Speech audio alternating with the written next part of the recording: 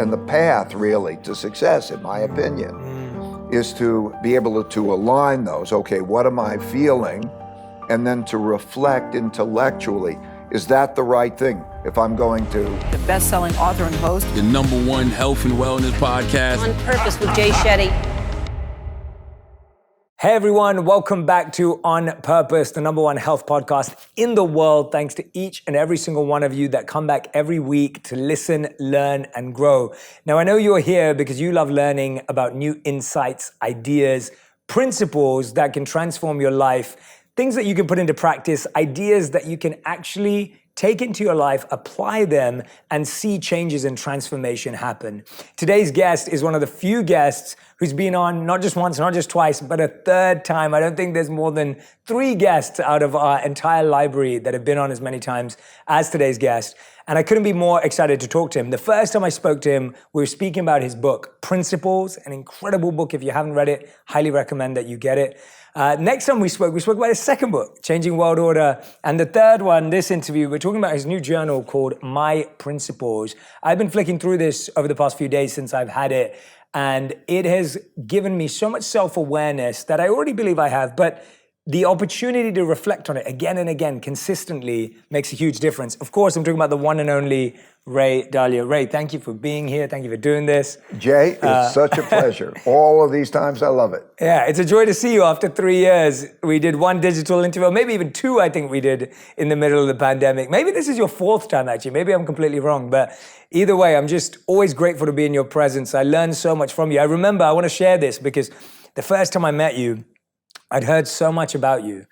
And, you know, your reputation precedes you, and you have this, you know, huge brand beyond just, I'm not talking about brand in terms of social media, I think in the business world. And I had no idea what you were going to be like. And I was nervous. It was 3 years ago, but that was early in my career of doing this. And I was thinking to myself, I was like, what's he going to be like? I have no idea. Like, you know, how should I behave around it? And then you came in and you were the most, you know, charming, disarming individual that I'd met. You were so comfortable to be around. I was telling my whole team that I was like, you forget everything in your presence. You make everyone feel very comfortable, very respected, very wanted and very valued. And I think that's a huge gift. So I wanted to say that because I probably have not told you that. But yes, 3 years ago, I was very nervous. Well, there are times where there's an esprit de corps, that there are similar values, that you're going after similar things, and you can also play jazz together. It's almost like when we're, right now, it's almost like we can be playing together. Yeah, right? I love that. And we have that, so yeah. I have the same respect, and so let's go play some jazz. Yeah, let's do it. I was going to ask you, do you remember the first time you ever felt fear meeting someone? Because I know you talk a lot about the truth and fearlessness, but yeah, was there ever a time when you remember meeting a mentor, a business person, a person in your world where you felt a sense of fear and how you dealt with that? My reactions tend to be more like excitement. There's a nervous excitement. Yes, nervous excitement is probably the right word. Yes, yeah. Yes. Because I'm walking in and I'm thinking, okay, wow, okay. But it's a little bit like life, you know. The question at certain moments is that excitement? For some people, it's excitement. For some people, it's fear. And it's not just at those moments of meeting somebody like that. It happens a lot in life. Yes. You know, it's almost ambiguity, a taste for adventure. I think I'm more the taste for adventure. Yes. So I will nervously go in maybe with some palpitations and feeling more excitement at it. Like I feel excited about this. I think that's a great refinement. I would say I feel the same way. It's a nervous excitement. That's something special you have. You have this ability to be really clear about words, really clear about emotions. When you read your work, when you're in your work, was clarity something that you always found easy, or how did you develop that ability to be so clear about the language you use, even just what you did now? It was like, I used a word and you're like, actually, I feel this. And I'm like, yeah, actually, I feel that too. So tell me where that refinement came from. I honestly don't know. I have a lousy rote memory. That means, really, rote memory means like if it doesn't have a reason for being what it is, like a phone number or name or anything like that, like I'm terrible. And in school, terrible, memorize this one. But if it's within a context, and there's a story or there's something, I have a superb memory of how that transpires. Wow. And I think I was born that way. And so by being born that way, I'm wondering, does that enter into this particular question? And then I think my job requires me to be thinking in terms of that sort of clarity, but I really don't know. Yeah. No, I mean, it's fascinating for us to at least learn that and perceive that in you. But it seems like you've done a lot of reverse engineering as well to create the principles in the first place, like observing success, observing failure, observing wins. It seems like there's been... No, you're putting your finger on it. You know, what I did is I got in a habit in a very early age that whenever I would make a decision, I would pause and reflect, particularly if it was a painful decision or a painful moment. I'd pause and reflect. I have a principle, pain plus reflection equals progress.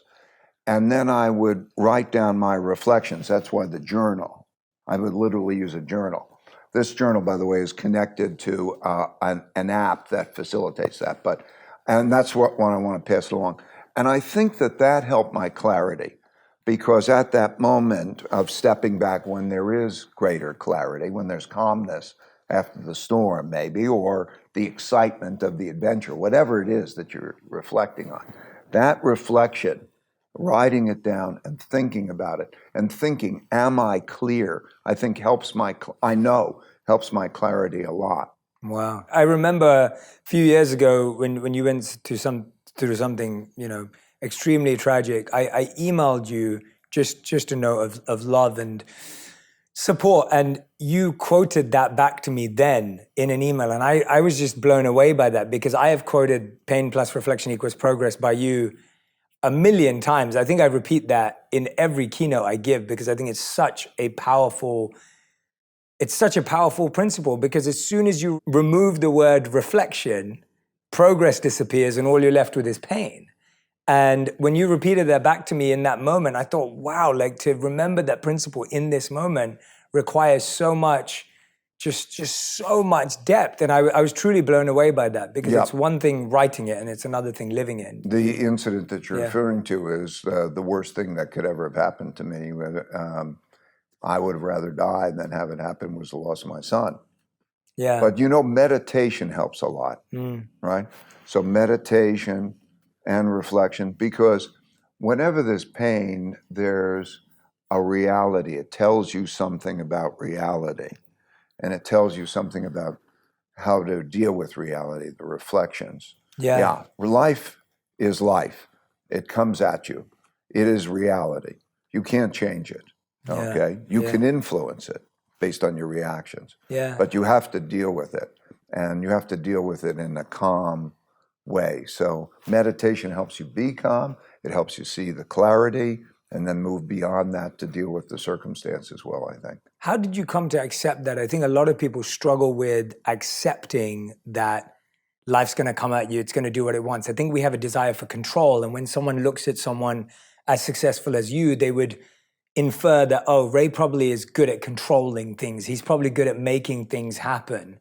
What is that balance, or what have you discovered about the idea of like control and acceptance? Like where do you live in between that spectrum? Well, I think, it keeps coming back, the serenity prayer. God, give me the serenity to accept that which I can't control, and give me the power to control that which I can, and the wisdom to tell the difference. And I think that really guides it. What is your best? And so it is the combination of acceptance, but also the desire to influence, right? And so, and if you're going to influence, you have to have that equanimity, like a ninja. There are things coming at you, and you can't be hijacked by your emotions. And the smartness of your move will determine the outcomes. And how do you learn that? Because it produces better results, and the other one produces bad results. And it's like, do you learn anything? It's the same way you learn, don't put your hand on a hot stove. Yeah, absolutely. Absolutely. I love that, because I think we live in the world right now where it's like, is it this way or that way? It's always, is it either or? And you're saying, well, no, it's both, right? We need both acceptance and control. We need both desires. And I think often we get lost thinking, well, it's one or the other. You can only choose one. And in either of those cases, it's reality.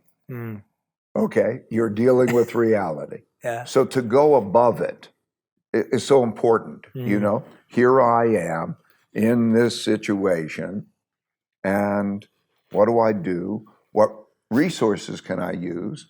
Who might I speak with for help? All of that helps you navigate, because you still have to deal with reality. Yes, absolutely, absolutely. When did you? We were talking about my principles, the journal, and I know, like you said, there's an app attached to it. And for anyone who's wondering why this journal is different, there's so many reasons why it's different. A, because it has better prompts than most journals I've seen, but it also has this QR code that kind of you can scan on every page. And so whether it's doing the assessment or whether in this case it's watch a case study of this principle in action, it's an interactive journal, right? Which is very different. I think we have lots of journals where we write with a pen and you're jotting down your thoughts. But here, if you can see, there's exercises included as well. I'm intrigued, when did your personal journaling practice start, Ray? Or did you? About 25 years ago. But I want to say that by being, it gives you sort of an option. Do I want to have what I'm doing saved online so then I can play around with it? In other words, I got the data. Yeah. So now, once I've got the data online rather than on a piece of paper, you can do things with it. But sometimes that piece of paper. But I started about, I guess about 25, maybe 30 years ago, I can't tell you. When I started to build my company, it was a point of having 67 people. I remember it because every holiday season, I started my company from nothing. So I had 2 people, 4 people. Well, okay, we got up to 67. I remember it was 67 because it was holiday season. And every holiday, I would shop for their individual gifts, and I'd write each individual long notes. And that was then took me long enough to realize that I really need to communicate better with them. I also journaled because I needed to write down my decision rules for the markets so that I could go back test them. So it's a very great power if you can know what your criteria would be and then say, how would they have worked in the past? How would they have worked in this country or that country? Because then you're not just making decisions, you have perspective on making the decisions. So those 2 things together got me into journaling. I wanted my people I worked with, we went up to 1,500 people. How do you communicate in a really good way? And it wasn't just journaling, but then also I would combine the journaling with videos of cases. My culture was to have meaningful work and meaningful relationships through radical truthfulness and radical transparency. So what we would do is video everything or tape everything for everybody to see, so that way they could see it. And so by taking the principles and putting them together with the situations, it was fabulous exposure. So everybody was always informed, and they were going through like this reality TV type experience. And then they would give answers as they were going through the experience, because that way they would have that experience. But imagine a reality TV experience, but it's your reality around you, and then you're making this input. And then that input would be able to know what people would think. Wow. So we found all that experience really well. So we took the journaling of the principles, I did, and put that together with the videos. And that's on this app, Principles in Action. It's called Principles in Action. It's free, and it's rated 4.9. People love it. But that journaling experience, that reflecting together and communicating together helps bring people together, and it also helps people understand, because too much stuff is stuck up here. Oh, wow. I mean, just hearing that, there's so many levels of journaling there. There's the journaling of, like you're saying, you writing down your principles or the gifts and working with people. Then there's the journaling of even videoing everything. I mean, that's journaling, right? You're documenting it, it's recorded, it's there to reflect upon.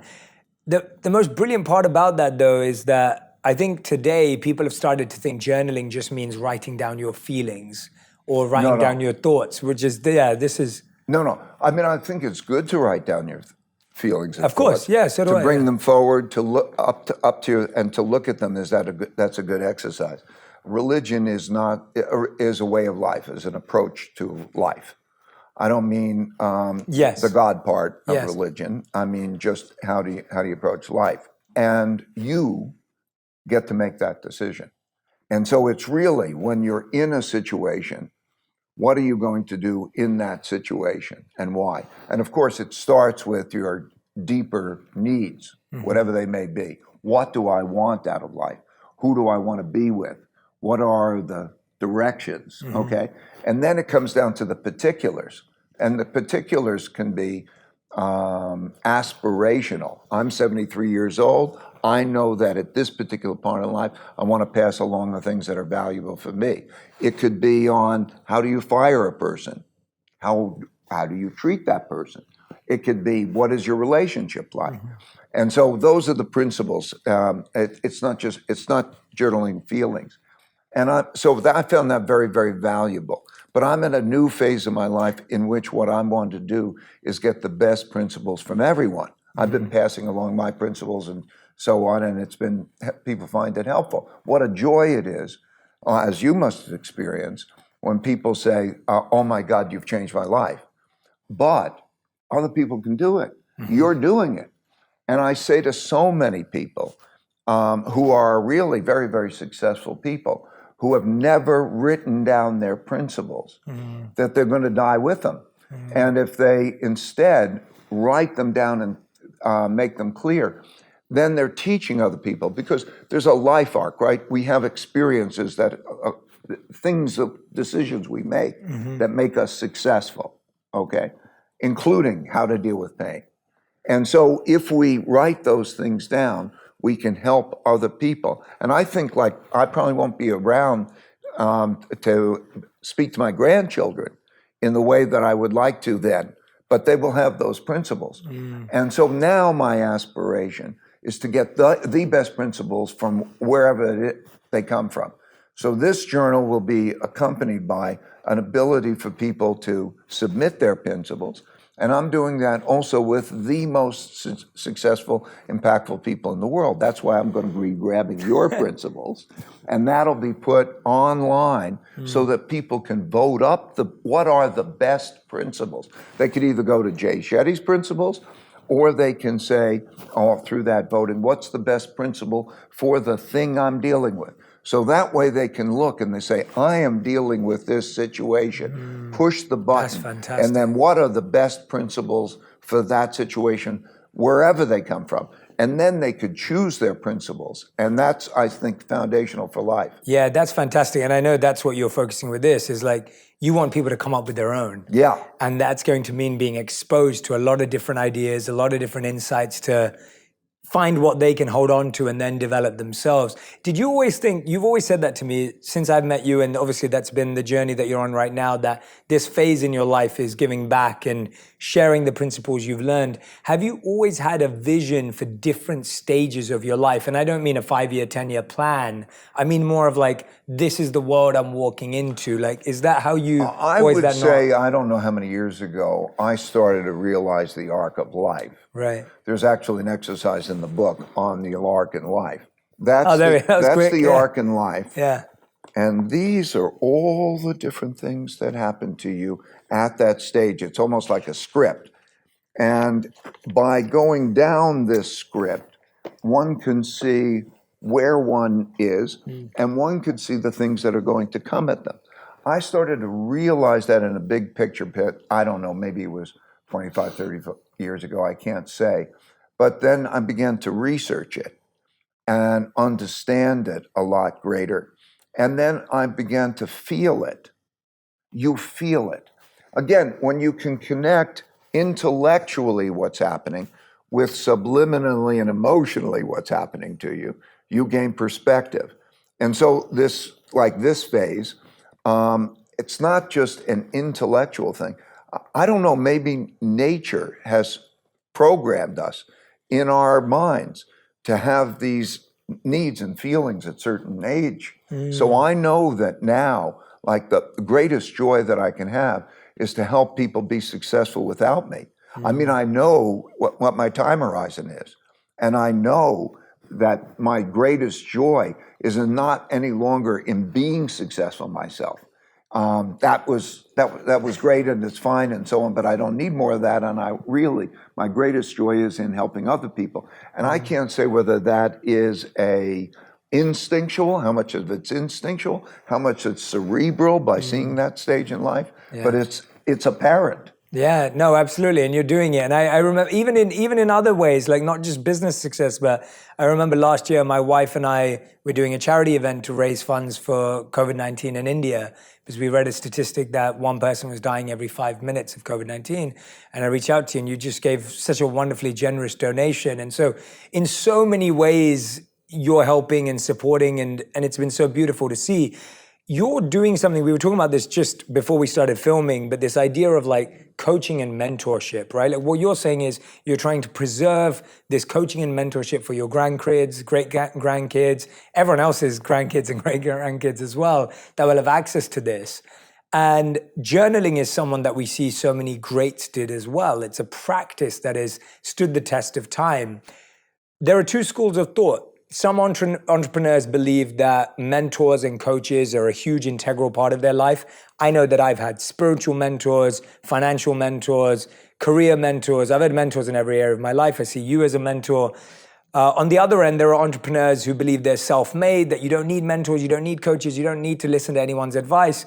Where do you sit on that, and how do you help young people navigate that today? Because I think a lot of people are stuck trying to figure it out, or they're not doing either properly as well. The second group is stupid. But just be clear, okay? That was very radically transparent. I just want to be clear. They may confuse the fact that they may have good instincts. They have to make their own decisions. They can be independent thinkers that might do controversial things in order to be successful. That all is true, okay? That all is true. But the perspectives gained, the learning, the wisdom that is gained, the open-mindedness, the power of stress testing your ideas. I say that I think everybody to be successful should be assertive and open-minded at the same time. People ask, well, what does that merely mean? It means you have to believe, you have to understand, and at the same time, you have to doubt and pull out and get the questions so that you stress test it and that you're learning, right? Yes. And so there's a great power in getting the other perspectives. You know, a triangulation for me is the key to success, one of the keys to success. Triangulation, I mean, get the three smartest people that you know who will care about you, but will disagree with you, will stress test you, and have those conversations. And I like to have them disagree with each other. Yeah. So I'll bring them into a room and we'll have a conversation. Yeah. And then, okay, do the back and forth. You want to learn about anything, like I have big initiatives and where I don't know anything. And I have found that if I follow that approach by getting the best experts and I do that, I can go into things with the guidance. So it's so obviously stupid, I think, or so obviously beneficial to be able to draw upon the best thinking and then not to just blindly believe. Of course. So when I say it, be assertive and open-minded at the same time. Don't just follow, okay? Do the back and forth, hear the disagreements, and then resolve the disagreements. It's an extremely powerful approach. Yeah, no, there was this amazing study I read a few years ago in MIT where they said that MIT did a study on the most innovative people inside an organization. And they showed two graphs to people and they said, who do you think is more innovative? And in graph number one, it was where one person is connected to lots of different people like this. And then graph two was people connected to people, and then the people they knew were connected to each other. And they asked, who do you think is more innovative? And most people said the second. I don't know if that's because people don't know how to read graphs or whether people really thought it was. But the answer was that if you know people who all know each other, chances are you're going to be less innovative and less effective because you live in an echo chamber. But if you know people who don't know each other, who have more random ideas, disagreements, are less likely to affirm each other's beliefs, which is what you're saying, you're actually going to get to a better answer. And so they were saying that if you know people from different backgrounds, different walks of life, different expertise, therefore there will naturally be debate, you get healthier answers. So I think that study always stands out to me. And this is a problem, the biggest problem of our society now.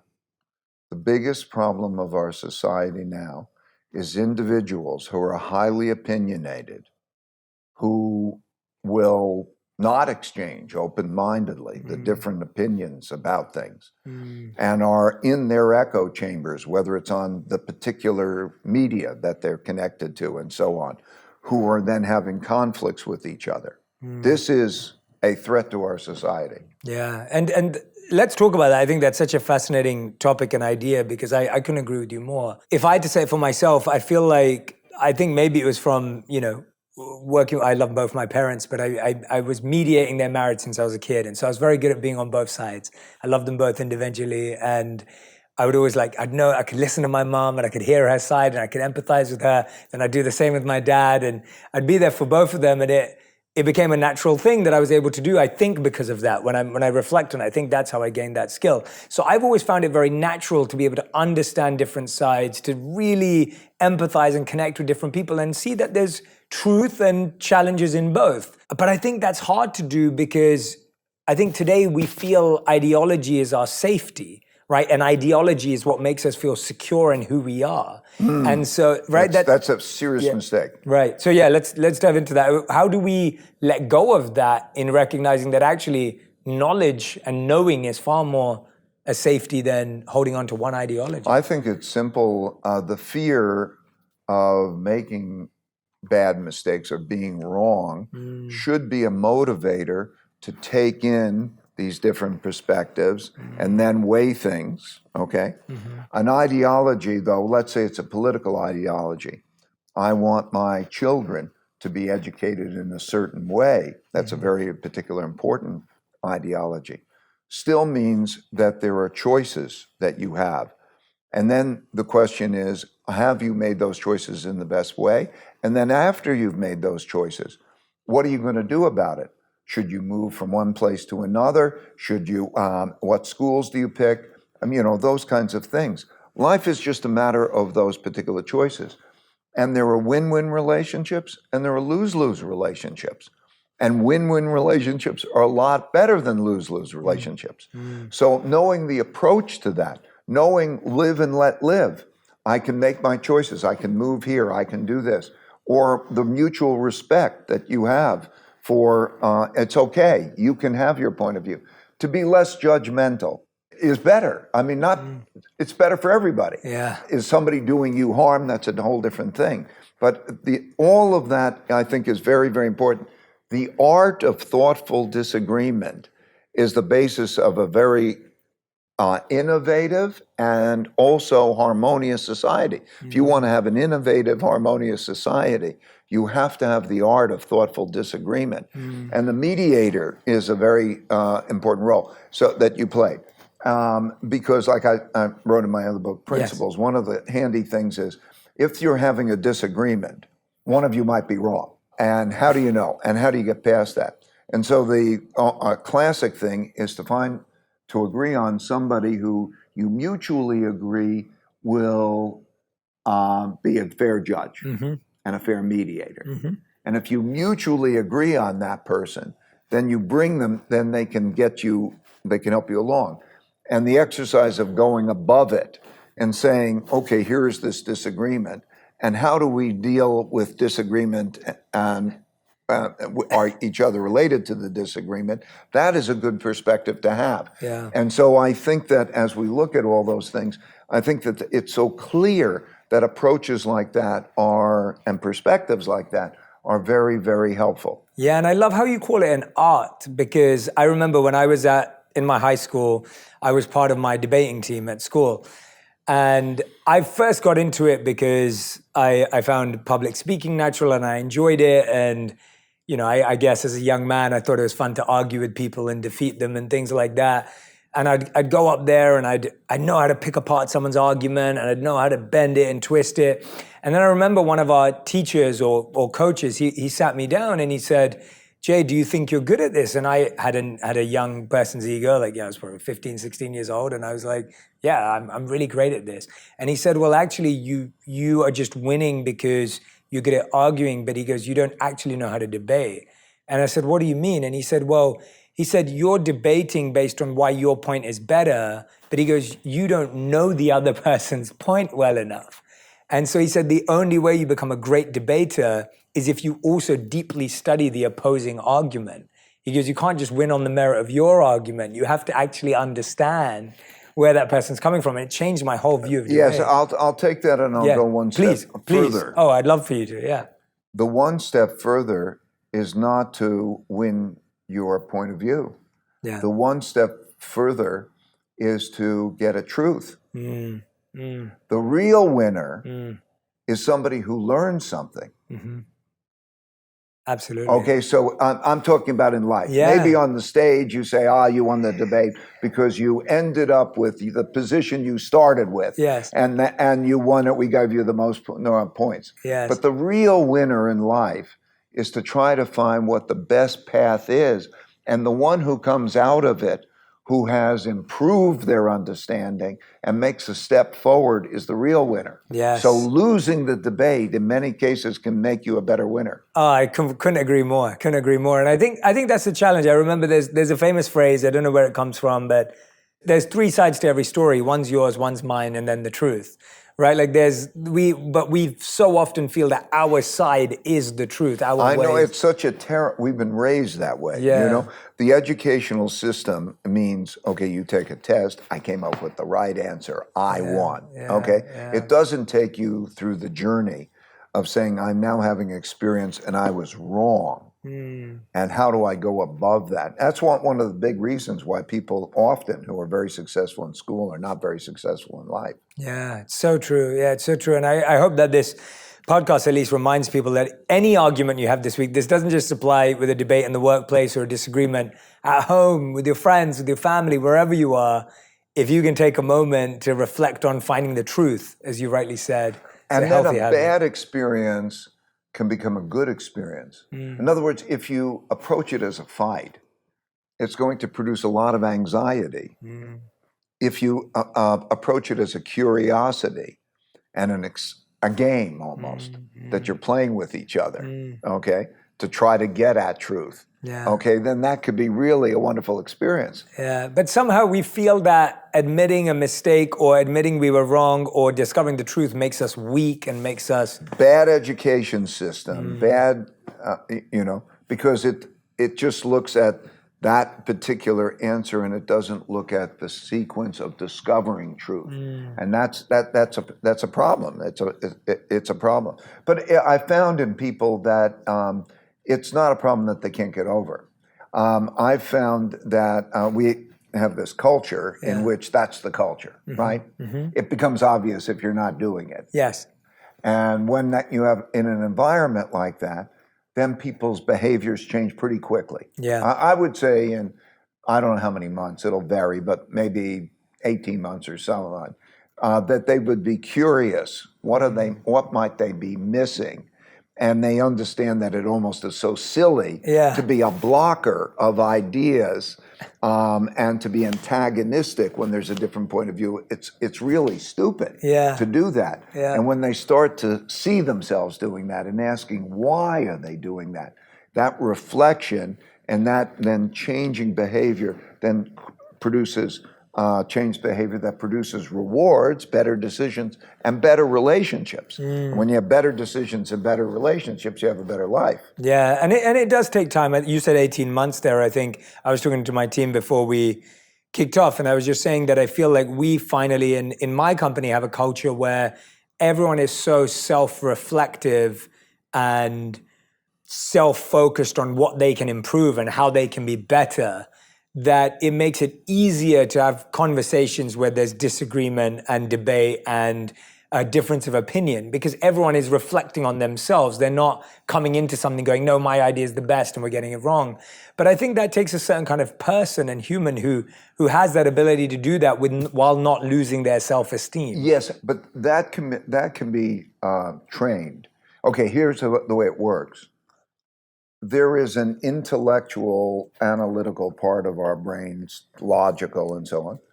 And then there's this subliminal, which means we don't even know what it's thinking, emotional part of our brains that is operating that. If you speak with somebody and you put them in the position of saying, would you like this or would you not like it? And they start to experience the two yous, as I call it, then they start to see that they may not make a different choice. For example, if I say, Jay, I have these thoughts about what you're not doing well. Would you like me to discuss it with you? Or would you not like me to discuss it with you? Yeah. Or I think you have, I don't know, it could be even a fatal flaw. Yeah. By the way, fatal flaws are not fatal because you may not be able to change yourself, but you can work with people who are strong where you're weak to be able to be successful. Yes. But when you ask that, those things that they find a barrier, it's quite often the case that intellectually they understand it. Yes, obviously it's desirable for you to tell me maybe things I don't want to hear. Okay? Yeah. But I know that, of course, I first of all, I want to know that you're hearing those things. And secondly, maybe they're true. And so that exercise of speaking where the intellectual and the subliminal are at odds, and they see that it's at odds, and then they begin to pursue a way of being, is a training process that can help them to say, I want that. Yes. Yes, it's almost like the debate that we're seeing externally is actually a debate going on internally between them already, yes. That is it. Yes. The biggest debates we have is that debate, the emotional us with the intellectual us. And the path, really, to success, in my opinion, is to be able to align those. Okay, what am I feeling? And then to reflect intellectually, is that the right thing? If I'm going to, I don't know, punch the person, or if I'm going to maybe eat what I shouldn't eat or something. And then intellectually, I can have the reconciliation between that emotional and that intellectual to make the decision. And I get alignment. And by the way, I find meditation helps a lot. I can get alignment. And then I can take that view that I have and then triangulate it with others. The probability of me making a much better decision has increased immensely. And all success in life is making the better decisions. Absolutely. Yeah, absolutely. It's really interesting the path that we've gone down, and I love it. When you said jazz, it's definitely been like that because we've gone down a completely different direction, which I love. But you said something, you was like, this is one of the biggest challenges in society today. What are some of the challenges you see in society that we should be addressing at the core? Because this isn't just going into like the current events, it's really looking at root challenges that we have. I've been a global macro investor for about, over 50 years. And one of the things that I learned in my life is that many of the things that surprised me just hadn't happened to me before, but they happened many times in history. So by studying history, I could then do well. So for example, studying the Great Depression allowed me to do very well in the 2008 financial crisis. What's happening now is allowing me to do very well when others are having problems because of things that are happening in the past. The three big things, and there are a couple more too, but the three big things that are happening to us is first the financial that's happening at a macro level, which is the creation of a lot of debt and the printing of a lot of money to pay for that debt. So you don't pay it back with hard dollars and so on. And that's putting a lot of money out there, and that's producing the stagflation that we have. And the magnitudes of that are unprecedented. You have to go back to the 1930s to see something like that. And so the value of money and what you do with money and its economic impact affects everybody. The second big influence is the amount of internal conflict that is existing because of large wealth gaps, the largest wealth gaps since the 1930s, the largest values gaps. And then this intransigent win at all cost type of mentality, which is reflected in populism. In other words, a populist is a political representative who says, I will fight for you and win at all cost. And that means not compromising. And that win at all cost is why you see the January 6th incidents and things like that. We may be in a position where neither side in the next presidential election accepts losing in the next presidential election. That conflict produces the most irreconcilable differences and people who are in that mindset. And that is what causes civil wars, types of civil wars. You can easily imagine that the central government might give directions to the local government or people, and they say, I'm not going to follow that law. You might see the Supreme Court, you may not find that. And that's a world problem right now. So that second problem is a problem. It's particularly a problem when you have the first problem, because the first problem produces financial problems, which produces stress and antagonism, and says this wealth gap or whatever it is, values gap, I'm going to fight for. You have the second, that's dangerous. And the third is the rise of powers. The United States is no longer the dominant power. In other words, if you look at the percentage share of world GDP or military superiority and those types of things.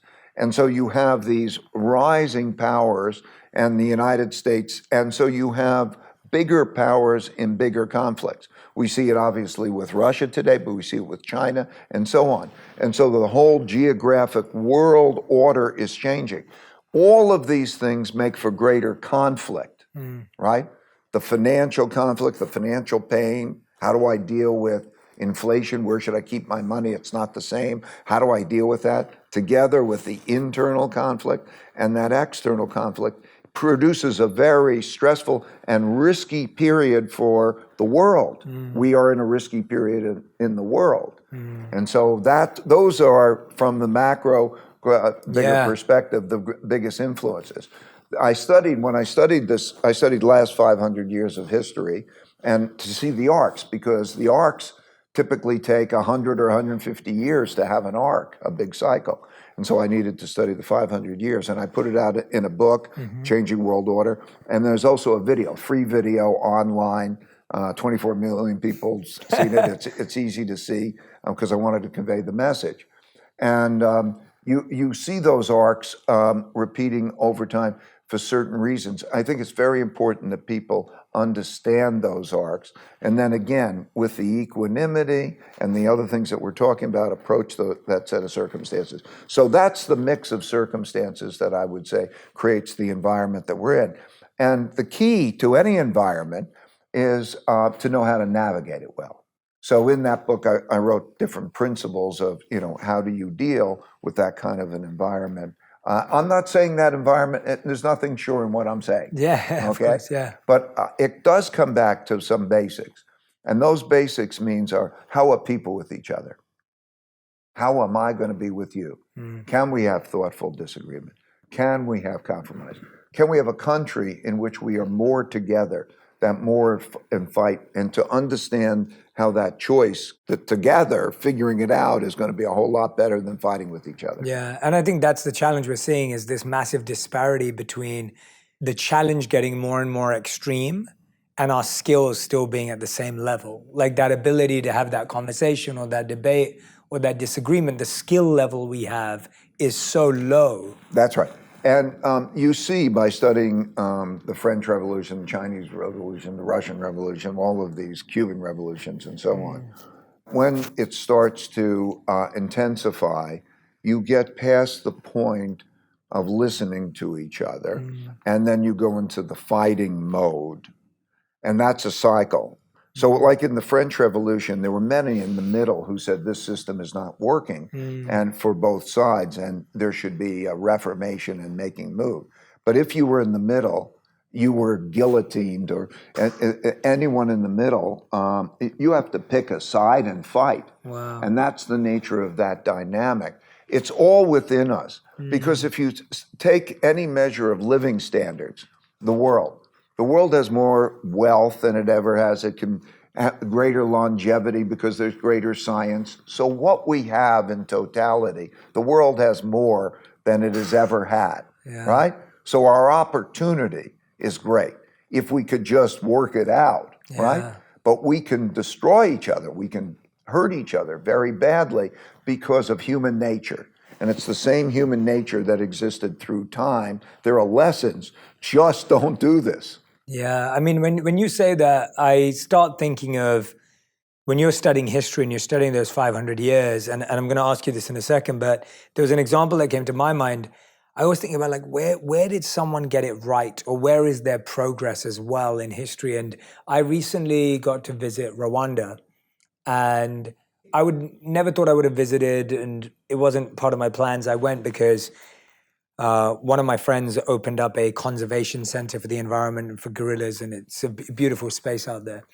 So I went there and we got to trek with the gorillas every day and walk with them. And it's a really beautiful thing because you're walking with them in the wild. They're not, kept in a zoo or anywhere like that. They're in their home and you get to go and observe them in their home. But more importantly, I went to the Genocide Memorial Museum there. And the genocide was just 20 years ago. And you learn about the two tribes that, completely, I think 1 million people died in the genocide out of the 10 million population that the country has. So it's huge, right? And what I was blown away by was I met with some of the survivors and I sat with them because I was just curious and intrigued because everyone there now has let go of the names of the tribes. They've let go of, the heritage almost from their parents. Most of these people's parents would have killed each other. It's a very a violent environment, but there's such a healing, there's such a forgiveness, there's such a path to letting go. Now, of course, there's other challenges that are going on in the country and the poverty, etc. But the leadership has spearheaded this journey towards collective conscience and bringing people together and recognizing that we're more alike than we are different. And I was just astounded at how a country 20 years ago in that much turmoil is rising from that.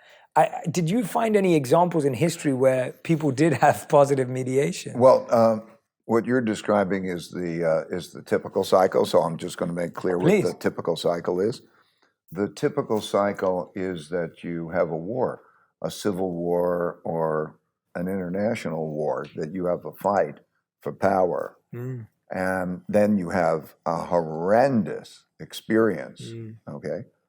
And then out of that comes a new order. Oh, gosh. Comes a new system. Somebody is dominant. Like a Spanish Civil War is brothers fighting each other and so on. A horrendous experience.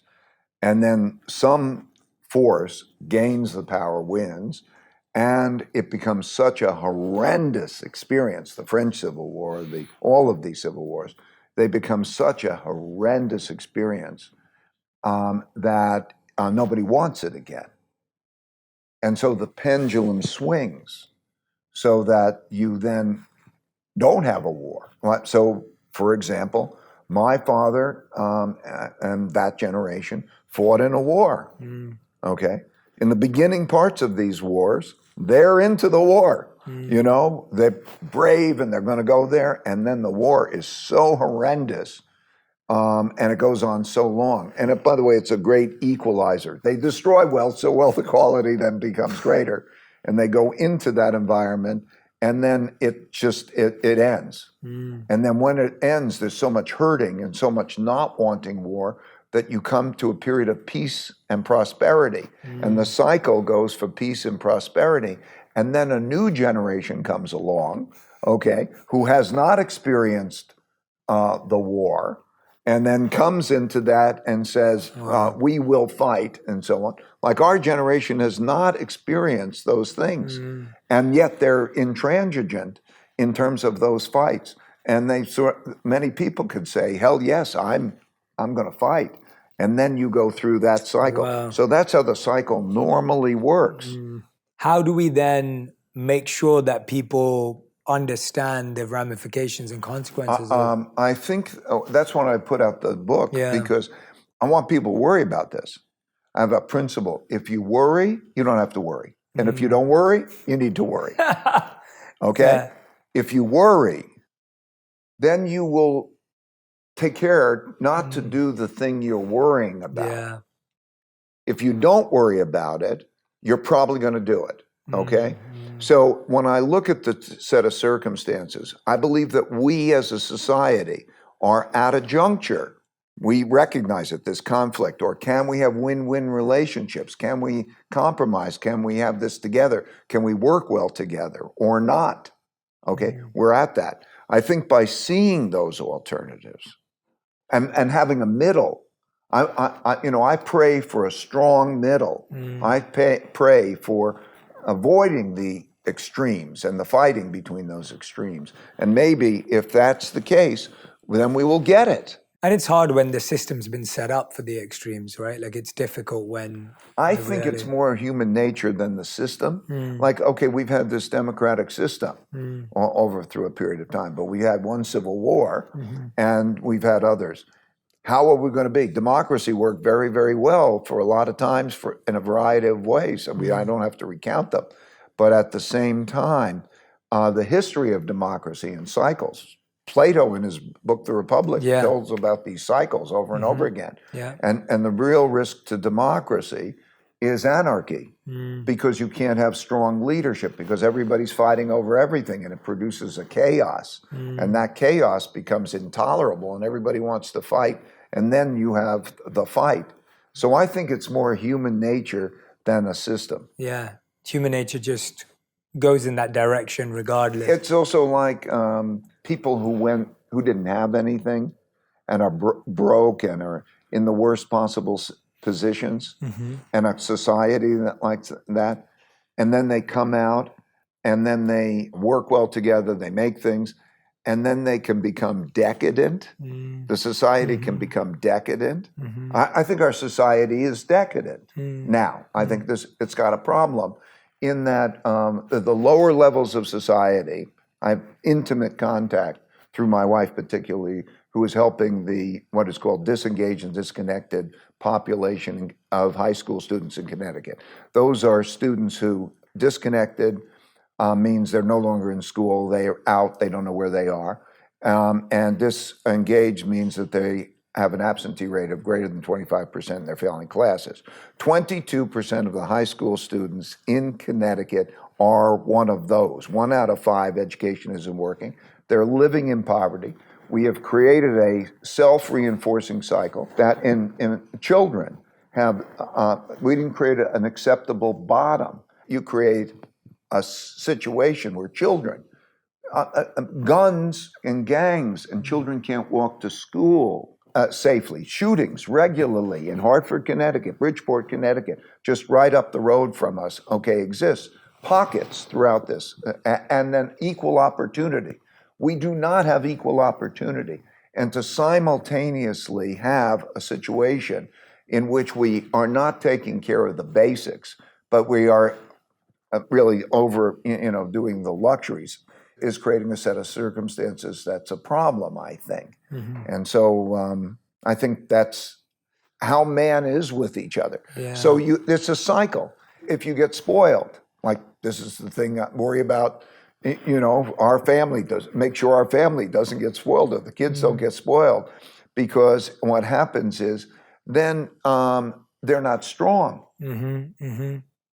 That's a cycle. Yeah. It's like 3 generations, the classic 3-generation cycle. Somebody works hard, they make it, they have those sound values. Then what happens is then they inherit it, and then they are in a position where they don't have the same and they're spoiled and they say, I don't have to work as hard. I'm living off of what I've got and why don't I enjoy life and so on. And then while people around them maybe are suffering and, I see it. I live in Greenwich, Connecticut. It's Bridgeport, Connecticut. People just don't have contact. They don't see it. Yeah. And so there are these cycles that happen. Many of them, they coincide. The cycle that I'm talking about attitude, about protecting, and how do we make a good society for the most thing. Let's say the basic idea that we should strive for equal opportunity. Yes. I mean, that's a fundamental thing, equal opportunity, right?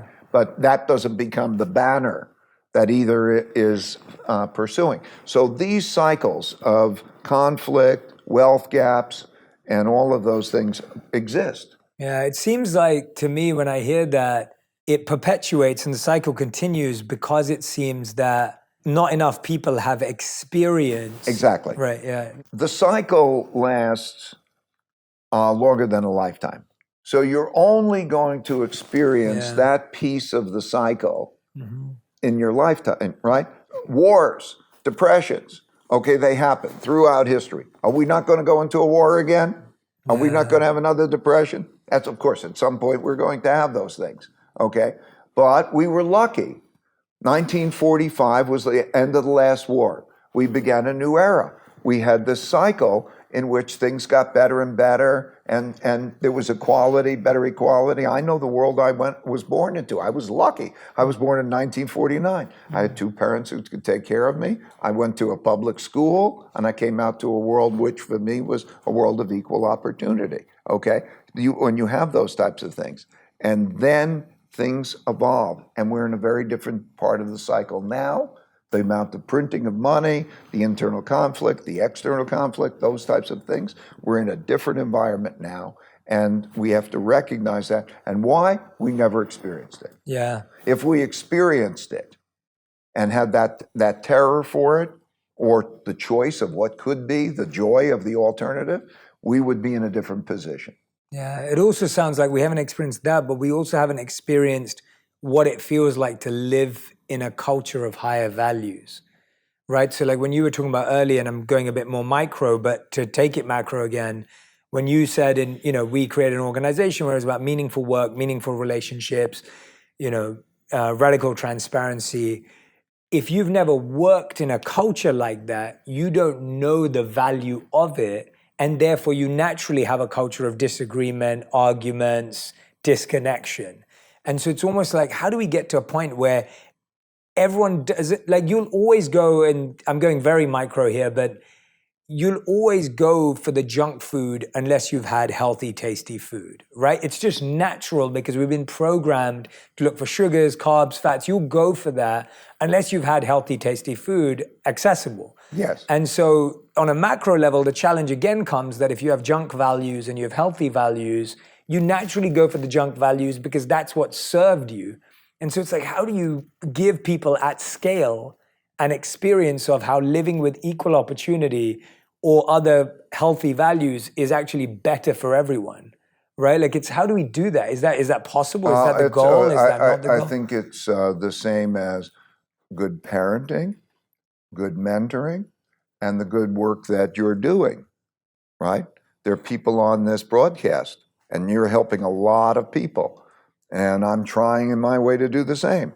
And then it's up here, comes in here, and then it has to be that visceral experience it so that you start to experience the rewards of it so that you're afraid of not doing it, right? Habit, okay? I talked about 18 months. Okay, you can change the behavior in 18 months.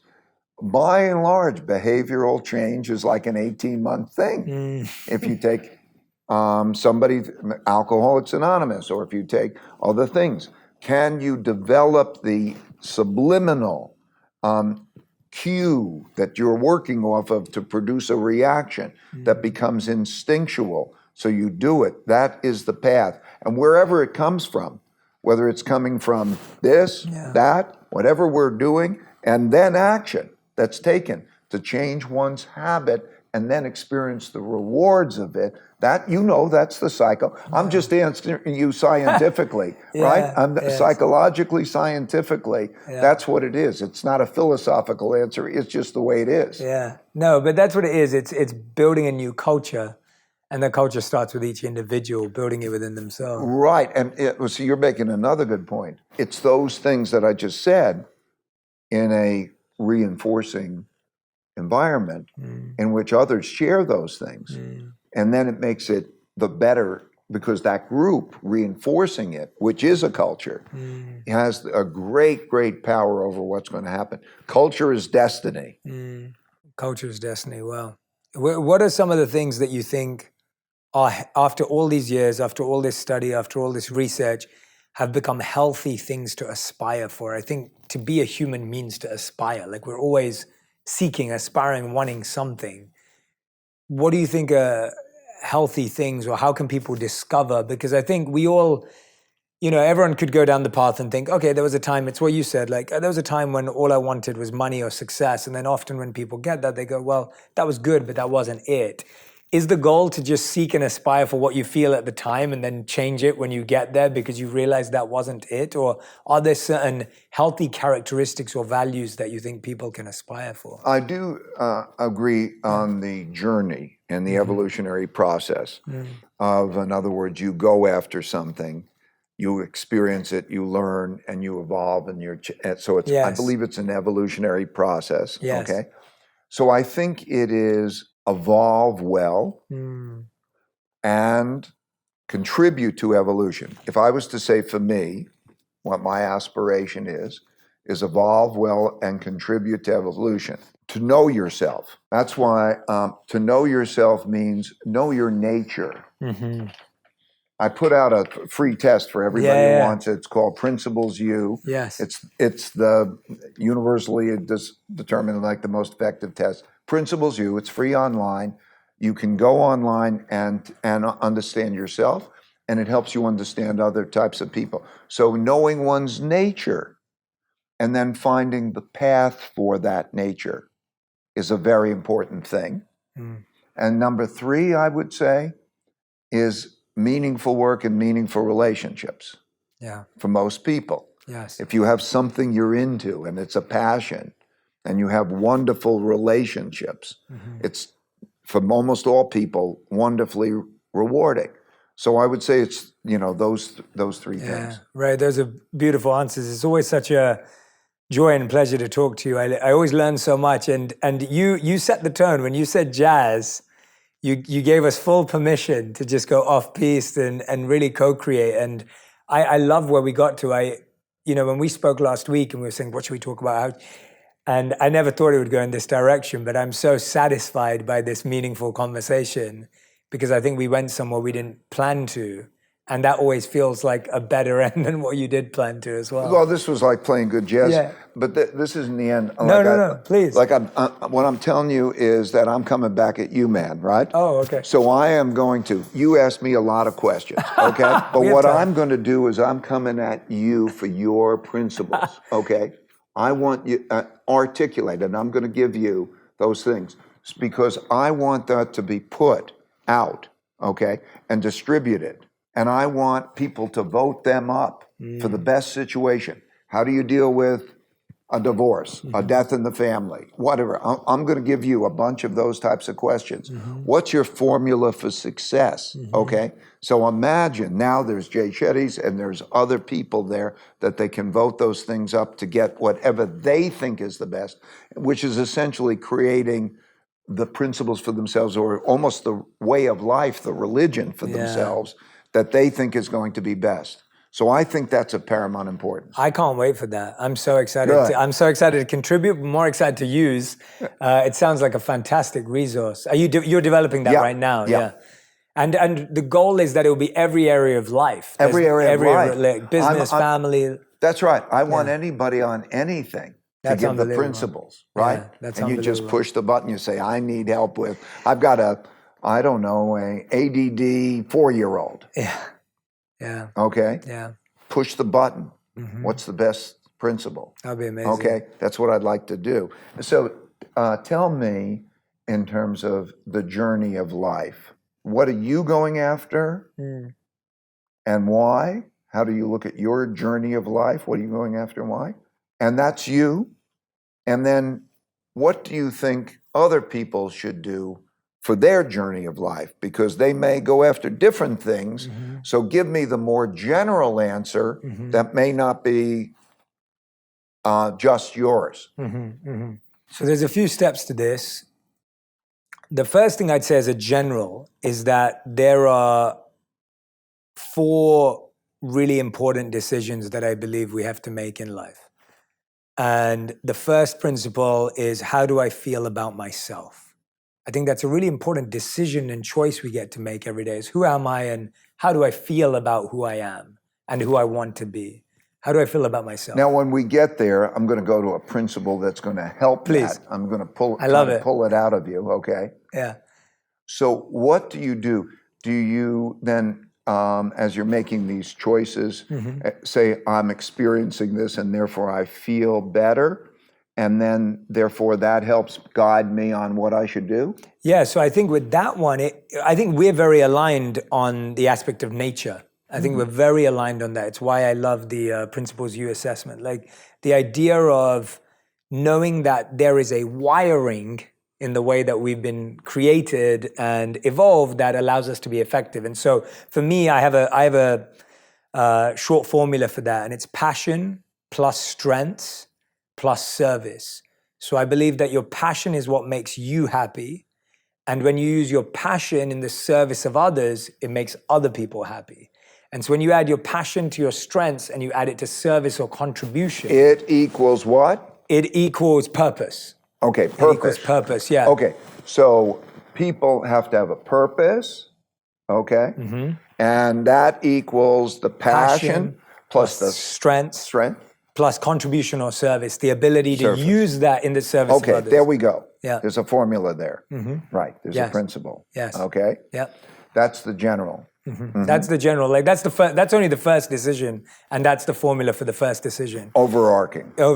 Yeah. Like that for me has been my dedication is to help people figure out their purpose, because I believe that if we have people of purpose, there'll be better people, there'll be better partners, there'll be better parents, there'll be better professionals, because I think what's missing in the world is a feeling of individual and collective value. I see. And then they know that they're getting it because of how they feel about themselves. Yes, I think when you have purpose, what's fascinating about purpose is, I think and this is probably quite a nuance, but one of the signs of a lack of purpose is that we envy everyone. We want to be like everyone. We look at what someone does and we're like, oh, I wish I could do that. I wish I could do that. When one finds a sense of purpose, one can actually appreciate someone else for what they do really well, because you realize that's their nature and that's what they were born to do. And this is mine and this is what I was born to do. And so there's a lack of envy, I think, is a great indicator to a sense of purpose. Like I love what you do. I admire what you do. I could never do what you did over all these years, not because I'm insignificant or invaluable or I'm not smart. It's just because my smarts are different and I'm meant to be following a different path. And we so agree of knowing what your nature is and getting that feedback. Yeah. And by the way, and we both like Principles U as a step toward that. What about the life arc? Yes, the second most important decision applies to the first is, what do I do for money? I think that's that's the second, and that applies to what we said. Yeah. Right. So that applies to the two things. Those first two things are solved by the equation we just discussed. Like, what do I do for money? That's an important decision we have to make in life. Everyone needs to make money. Everyone needs to pay bills. So that's already there. The third most important decision we make in life But is... I don't want to skip over that. Can we drill into that, or should we go to the next one? No, so we can drill into that. I think, we can drill into that. So absolutely. Yeah. How do you approach that question? I think that's what I'm saying. Some parts of it apply to the nature aspect. And I think the part that is missed mostly in that, and I love the author of Flow, who talked about the beautiful synergy between our challenge and our skills. And so he said that we experience flow when our challenge meets our skills. When our skills are high and our challenge is low, we feel bored, we feel disconnected, we feel disengaged. But when our challenge is high and our skills are low, we feel depressed, we feel lost, we feel confused. And so if we want to experience flow in life, we have to find where our skills meet our challenge. And to me, that's where what we do for money, I think one of the biggest mistakes we make is today people are only focusing on passion and not building their skills and their strengths. And so to me, when you're figuring out what you want to do for money, you have to figure out, what skill am I willing to get really good at? What am I genuinely willing to discipline myself to become phenomenal at? Right. And so if I can do that, then that's a good thing. You're saying, and which I agree with, and as we covered, know your nature and discover it along the way. But also, for me, it's if I can make my work and passion the same thing and not forget about the money part, Yes. then I am going to probably be successful because I'll be happy. I'll also be good at what I'm doing. Yes. And the money part is an important part that you can't forget about. Absolutely. Absolutely. I think another principle ideally is to be self-sufficient plus. What I mean by self-sufficient plus is that you're not dependent on the money coming from anybody else if you can. Yes. Right? Yes. That because you then have, if it doesn't come from anyone else in that way, first you're raising yourself to the level to be self-sufficient. And I don't really care whether that's at a high level of income course. or a low level of income. The important thing is that you're happy, that you pursue goals Yes. and that happiness and that particular thing. But if you're self-sufficient, it means you're free, you're self-sufficient, and it means also that you can help others because you got some plus. What are your thoughts about that's one of mine. Yeah. What about yours in terms of that measurement about money? How do you approach money? What is the right amount of money? Yeah, I would say that we're very aligned. I think the right amount of money is what's right for you and what you're creating. But I love the self-sufficient plus because I had this conversation. I had to really rewire my relationship with money as I grew older because I was kind of trained to believe that I always needed just enough.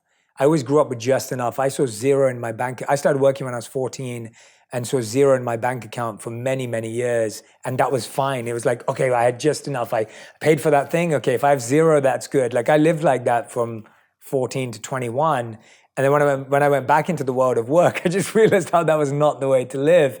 And it wasn't, I lived that way because I had luxuries. It was just what I had. It wasn't that I was wasting money. It was just that I never knew how to make it, keep it, save it, invest it.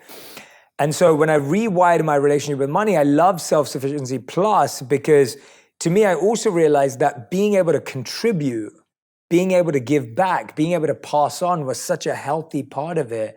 But so often we're trained that simplicity is having enough for yourself. But having enough should include being able to also give, whatever that may be. Same experience happened to me, and we're talking about the life arc.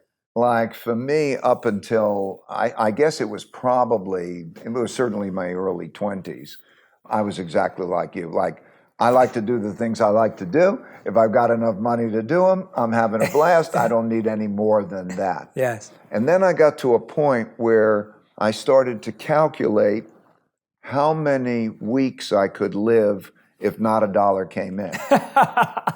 Okay, if I could live, can I live a month? Can I live 12 months? Yes. I would calculate if I'm spending it this and I have this, and I wanted to have enough freedom of that worry that I could have that amount.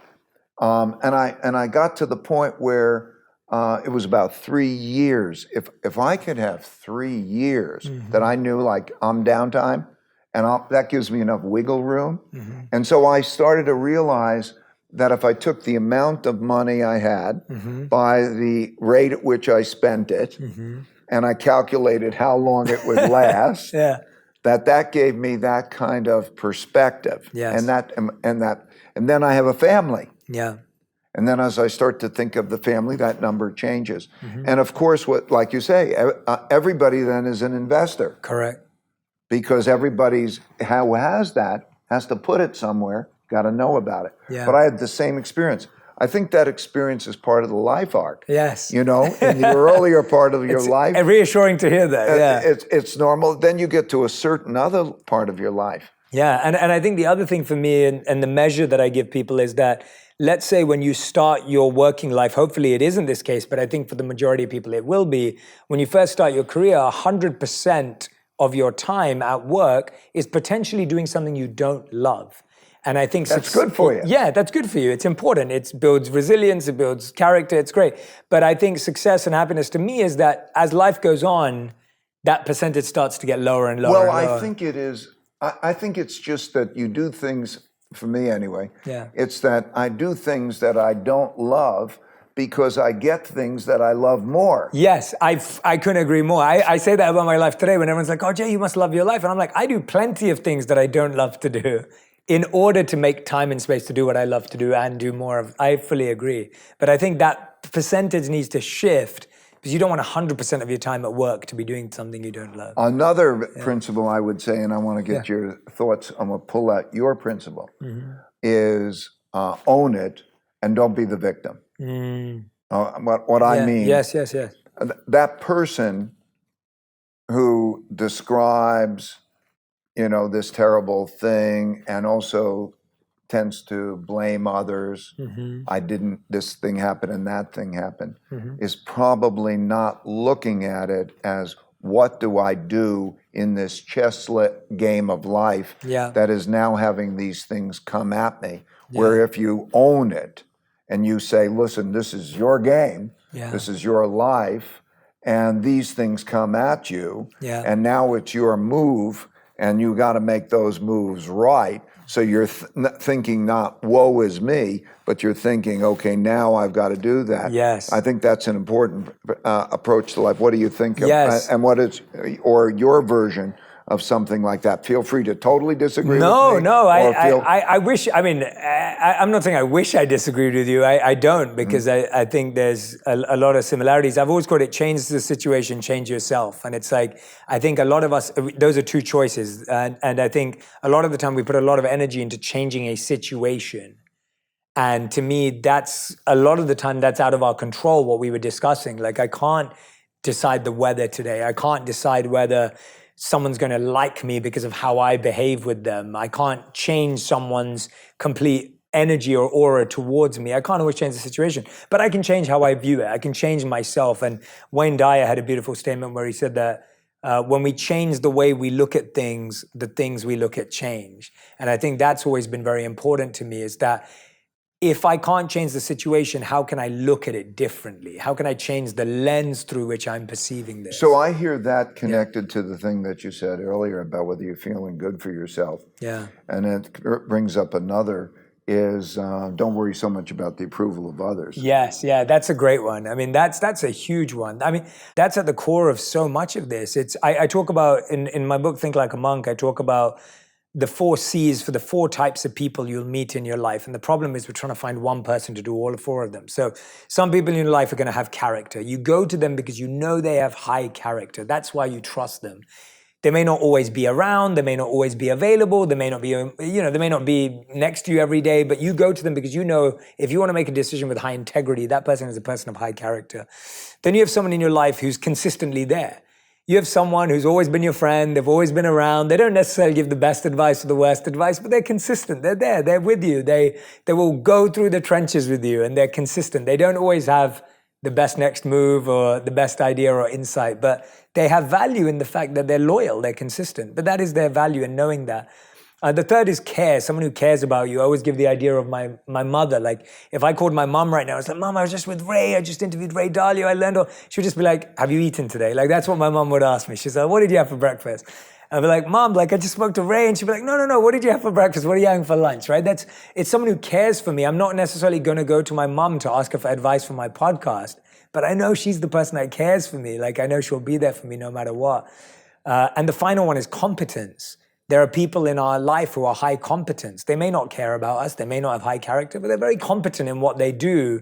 And I may take advice from them in that. So to me, knowing who to get approval of in different areas, if I try and get career approval from my mom, she may never give it to me because she's not happy for me to be on a plane and she's not happy for me to be running around and missing meals. She doesn't approve of that. At the same time, I don't need... my spiritual teacher, for example, I go to him because he's of high character. But if I asked him for business advice, he'd say to me, well, this is my integrity principle, but he's not necessarily going to give me investment advice. So I think becoming very clear about who I went to approval for what became very useful. You see, these are coming out nice and quickly. It's like playing jazz, Yes. There's something that happens really quickly and it happens.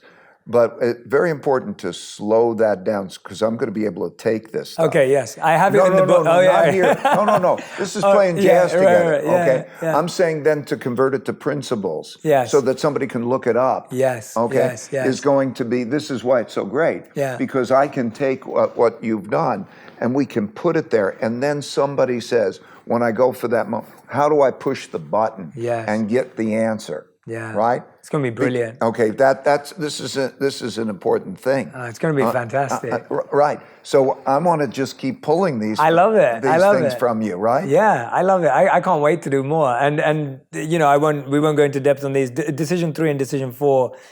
The third most important decision we make in life is who do we give our love to and who do we receive love from. I think it's a huge decision. Maybe the most, one of the most important. One of the most important right? decisions. The most important decision. I was just at my.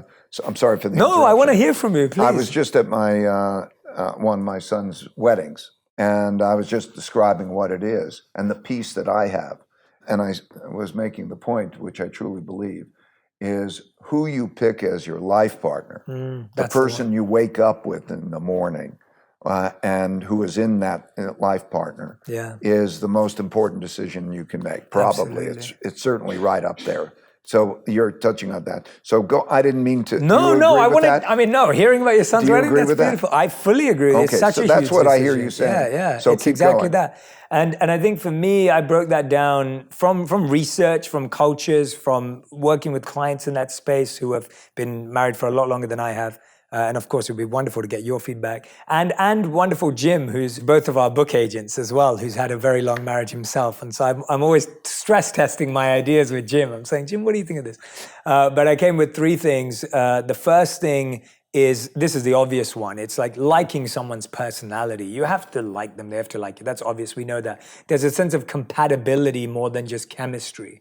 I think people often, I was likening recently an analogy of like chemistry is like a spark, like you light a match. There's like this spark, you hear the sound, you see the fire, but then the flame's gonna burn out, the match is gonna last like this long. But if you use that match to burn a candle, that candle's gonna give scent forever. It's gonna last, it's gonna burn and be beautiful for so many people to experience. So that's that compatibility piece. The second piece, which I think is rare, is like a deep awareness and respect for each other's values. So I think if you really love someone, they don't necessarily have the exact same values. I don't think they may have similar versions, but they're never exactly the same. And I think respecting and being aware and encouraging the other person towards their values is really healthy. So I always give the example of me and my wife. My wife, her first value is family. That's her number one value. And my number one value is purpose. They're very different and they can be conflicting often. I want to be on a plane when we have a family event. I'm at an event when we're doing this. But we found a way of respecting each other's values and then showing each other that we respect it, but we're not forcing each other to have the same value because we're different people. And then the third and final one I found is a dedication to helping that person get to their goals, for them to reach their potential. That I love you so much that I'm going to help you get to your goal, not my projection of who you should be or who I wish for you to be, but who you want to be. I'm going to help you, because I think that's the greatest act of love, is that if you really love someone, you want to see them become the best version. Well, I'm very excited about taking these and putting them in the writing and pushing the buttons so everybody can. I'm excited. And they're all in my new book, 8 Rules of Love. So that comes out next year, 31st January. What is it called? 8 Rules of Love. Okay, it's interesting. And so there's 8 in there. Have you taken the test, the 5 types of love? I have, yes. Yes, very good. It's a great test, yeah.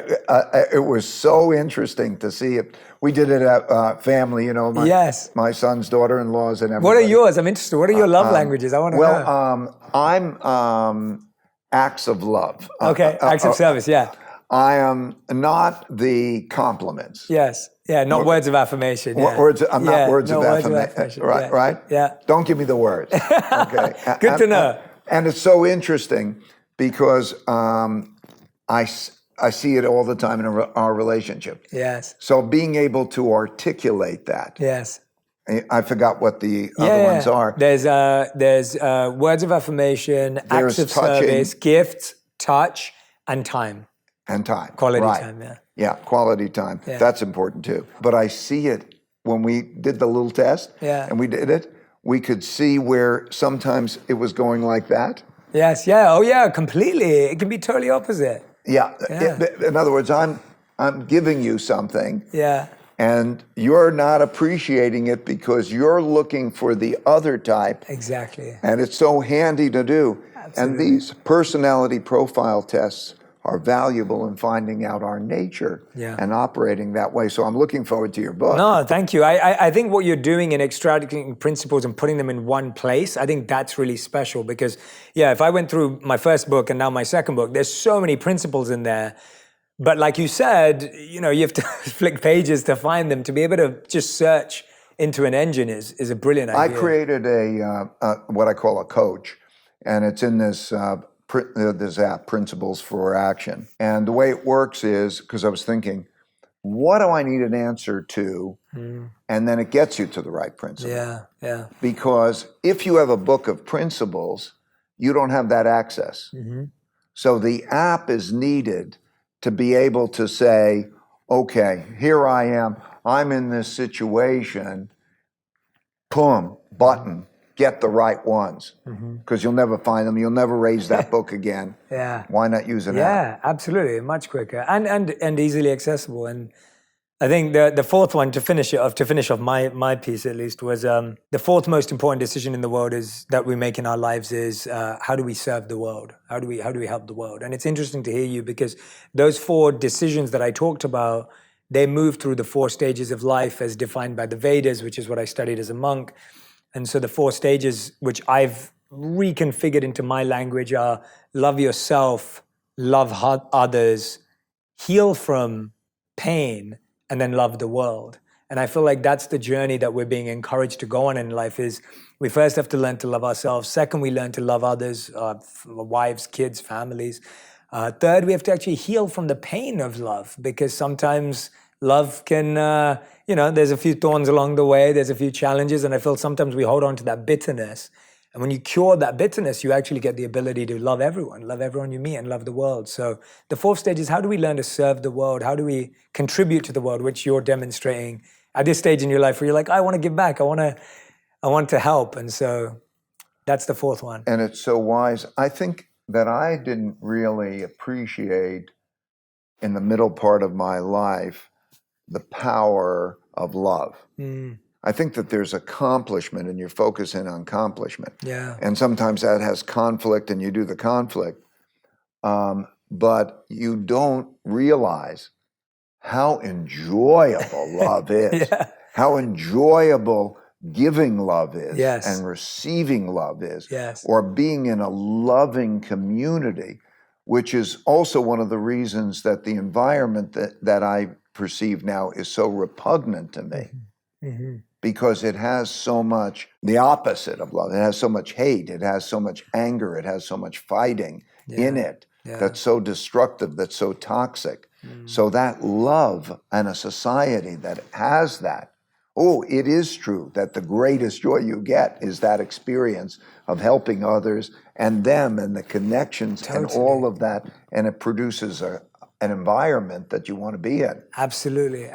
And I think that for those who are listening and love feels ethereal or elusive, I think as a basic, for me, love is like safety plus understanding, right? If someone feels safe and someone feels understood, that is the beginning of love. It isn't love in itself, but people need to feel a sense like I feel safe with you and I feel understood by you. That's the beginnings of that feeling. And in a workplace, safety and understanding are very core aspects that could easily be implemented. And even in a relationship, family. My view of what love is that I feel what you feel so that it brings me happiness. Yeah. Because you have a relationship that, you're well. Yes. You're happy. Yes. And that brings me happiness. Yes. That's what. Yeah, that's beautiful. Yeah. Feeling other people's pain, feeling other people's love, like being able to have that ability. It hurts me. Yeah. Or it brings me joy. Yeah. Yeah. Yeah, that is love. Yeah. That is really beautiful. And yeah, I think that's what, it's so crazy. We've talked about so many different topics today, and it's amazing how love is that one unifying force that we're all seeking for. But it's almost like there's just we've created so many barriers to love because we think love makes us weaker to some degree. We feel that feeling someone else's pain or feeling someone else's joy somehow takes it away from us. And Think Like a Monk, I call it I say that there are unlimited seats in the theater of happiness, but we're living in a world that has made us believe there are a finite number of seats. Because now, if you want to go see a big sports game, there are a finite number of seats. There are a finite number of VIP tickets. And so that mindset has made us believe that even in the theater of happiness, there are a finite number of seats. But be reassured that your name is on a seat and you can claim it. No one else can have that seat. It's there waiting for you. And Well, for me, love works in that it reinforces my well-being and it reinforces my joy because it's part of that evolutionary process, because I also get what your happiness is, and that's the sense. Because it's interesting, psychologists, in terms of what has produced happiness, they show that past a certain basic level of income or money, there's not a correlation between happiness and money. yes. The highest is community across societies. If you have a sense of community, you have a higher level of happiness, you live longer, all of those things. That is love, that is connectivity. I think that's real power. Yeah, it's almost like saying it's not about the journey, it's not about the destination, it's about community. Like, that's the key thing. Meaningful work and meaningful relationships is a powerful combination. Yeah. Well, I could do this with Oh, so forever. could I. I mean, we could literally, I'm so glad you did this. This is good jazz, right? Yeah, this is beautiful. I'm so happy that you flipped it back on me. I got to share some things that I haven't really talked about in that way yet. So Well, I'm you really can happy. expect more. Yes, I'm I've got all to in. organize it. I want to have to put it help out me there. organize Yeah, it. I'd so love that we to. put those principles in a good way. I think that is such a genius idea. Honestly, I'm all in. Any help and support I can give to Great. formatting, sharing, amplifying, I'm in. Great. It sounds incredible. Great. Honestly. The world will be a better place. Yeah, I'm looking forward to that. What is it called? This is the app. This is on the app, or this is separate to the app? Well, this is going to be built out on the app. Perfect. We have the means by which we can collect them now. We haven't built the voting them up yet. Got it. So there's going to be connected to this. Yeah. All people will input their principles, and we're going to have all of these things, and they can go on and they say Jay Shetty's principles. Yeah, that's so cool. That'll exist. That's so cool. And take a clip of this tape and put it on, or whatever it Yeah, I is, so love that that. people can see it. But the voting up, we're building. So Yes. that has to be built. That's brilliant. And we have a tool called the coach that will help to get them to the right principles, but that's got to be built up more. That's amazing. Well, to figure out the coach as well. There'll be some synergies there. So. Oh, okay. I'll show you the coach. Yeah, show me that. Yeah, Because show we me have the first version Exactly. of it. And I'd love your feedback, and we can That'd be talk about amazing. how to do that. That'd be incredible. Yeah, it's cool. Amazing. Everyone who's been listening and watching, I hope you've enjoyed the jazz. I can't play any instruments anymore. I don't know if Ray still plays No, any. my dad was a jazz musician. Oh, really? And I can't play, and it breaks my heart. Yeah, I learned the piano and the drum kit. Now I can't play either. But either way, I hope you enjoyed the music. I'm so grateful to sit down with Ray to have this free-flowing conversation. These are my favorite conversations where I literally feel like we're just co-creating, collaborating, inventing together. I highly recommend that you grab a copy of the journal, My Principles. It's out right now. We've referred to a lot of different things, books and apps in the conversation. We'll put them all in the show notes so you have access to each of them. We have interviews with Ray on Principles U, Changing World Order, and Principles as well on the show. So if you want to go back and reference those, please feel free. A big thank you to Ray for being so generous with your time. I think we've been together for a couple of hours. I'm so grateful. Big thank honestly. you to Jay. This is fun to play jazz Ray and with Jay, you. Ray and Jay. If you want even more videos just like this one, make sure you subscribe and click on the boxes over here.